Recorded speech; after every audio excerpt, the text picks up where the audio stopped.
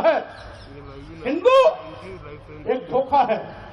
और वैसे भी 1995 माननीय सर्वोच्च न्यायालय ने अपने आदेश में कहा था हिंदू कोई धर्म नहीं, ये लोगों के जीवन जीने की एक शैली है। यही नहीं, जो सबसे बड़े धर्म के ठेकेदार बनते हैं, आरएसएस के प्रमुख मोहन भागवत जी ने भी कहा है, एक नहीं दो बार कहा, हिंदू धर्म नाम का कोई धर्म नहीं है, बल्कि लोगों के जीवन जीने की कला। देश के माननीय प्रधानमंत्री जी ने भी कहा, माननीय मोदी ने भी कहा, हिंदू धर्म नहीं है।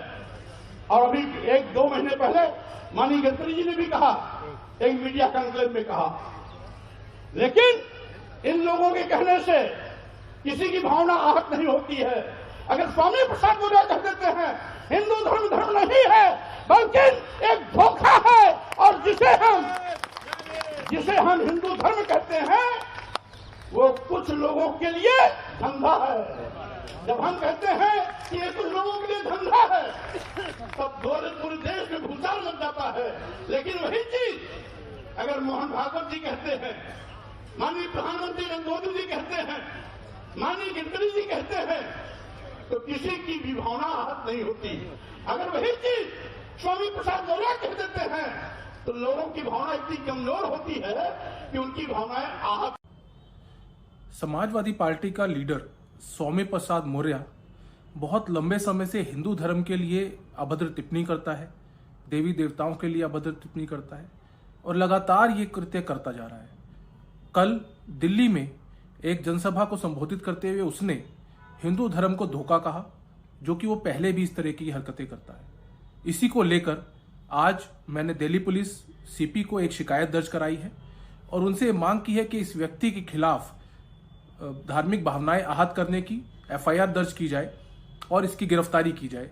ऐसे व्यक्ति जो कि हमारे देश में सद्भावना को बिगाड़ना चाहते हैं अपने पॉलिटिकल फायदे के लिए, इन लोगों के ऊपर कानूनी कार्रवाई होनी चाहिए। जैसे कि सर्वोच्च न्यायालय के भी निर्देश है कि हेट स्पीच की जो भी कृत्य करेगा उसके खिलाफ स्वयं में एफआईआर होनी चाहिए। इस तरह का बयान देने वाला वो तो एक तो इंसान हो नहीं सकता और भारत देश का नागरिक भी नहीं हो सकता है। हिंदू धर्म क्या आजकल नहीं आया है, हजारों साल से हिंदू धर्म भारत में है। और मैं समझता हूँ इन लोग गठबंधन या जो भी कोई इस तरह का ये करेंगे, मस्ती करेंगे, उनको भुगतना पड़ेगा। देखिए, जो इंडी गठबंधन के लोग हैं, चाहे वो स्वामी प्रसाद मौर्य हो, स्टालिन का बेटा उदयनिधि हो या दयानिधि मारन हो, ये सारे लोग सनातन धर्म, हिंदू धर्म को अपमानित करने में लगे हुए हैं। और स्वामी प्रसाद मौर्य ने तो रामचरितमानस के बारे में क्या क्या नहीं कहा। तो इनको लगता है कि हिंदुओं को गाली देंगे, हिंदू धर्म को गाली देंगे तो इनको पिछड़ों का वोट मिल जाएगा। तो ये भूल जाते कि वो जमाना चला गया। आज पिछड़े समाज के लोग जितनी राम की पूजा करते हैं, कृष्ण की पूजा करते हैं, उतना शायद अन्य समाज भी नहीं करता होगा। तो इस तरह का बयान देने से उनको आगे आने वाले चुनाव के अंदर भारी राजनीतिक नुकसान का सामना करना पड़ेगा। मैंने कहा ना, जाको प्रभु दारुण दुख दीना ताकि मति पहले हर लीना।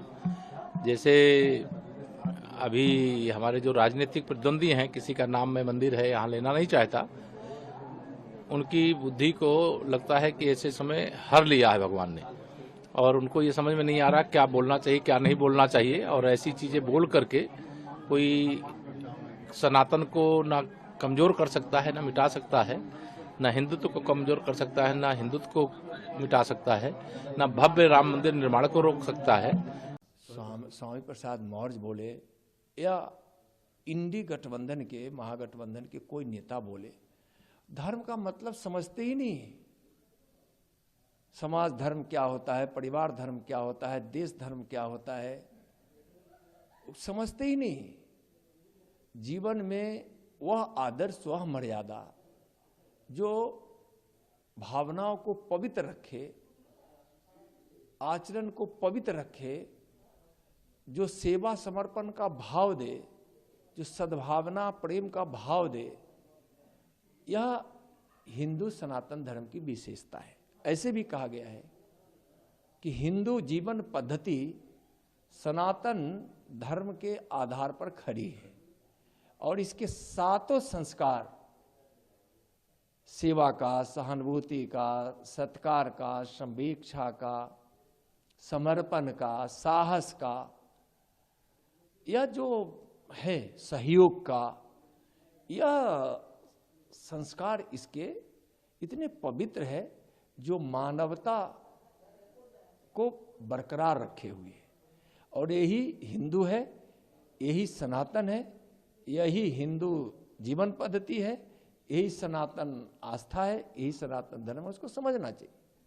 उसको वह लोग नहीं समझेंगे, इसलिए कि उनका विचार ही बिल्कुल तुष्टीकरण के आधार पर है और वह तुष्टीकरण सिर्फ और सिर्फ सत्ता और वोट के लिए।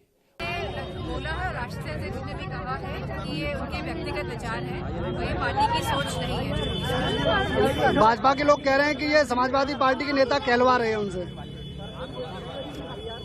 ऐसे तो स्वामी विवेकानंद जी पे भी सवाल उठाए हैं भाजपा के कलकत्ता के अध्यक्ष जी ने। तो इस तरह की बहुत सारी चीजें हैं जो सामने आई हैं जो भाजपा के लोग बोल रहे हैं, लेकिन मेरा मानना है कि जो उनकी राय है वो सिर्फ उन्हीं की राय है, समाजवादी पार्टी की इससे कोई लेना देना नहीं।